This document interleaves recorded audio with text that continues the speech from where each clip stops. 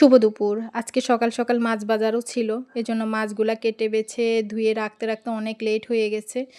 মাছ আনার আগে আমি মাংসটা ভিজিয়ে রেখেছিলাম। এজন্য চিন্তা করলাম না আজকে আর মাছ রান্না করব না, মাংসটাই রান্না করি।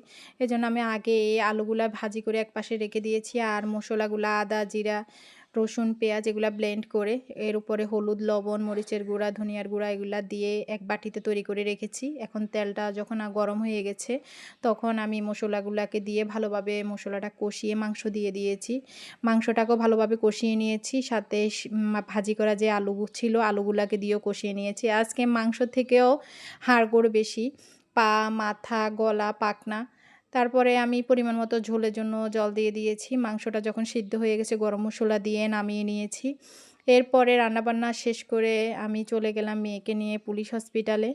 মা মেয়ে চলে গেছি। আজকে পুলিশ হসপিটালে ডাক্তার দেখাবো এজন্য।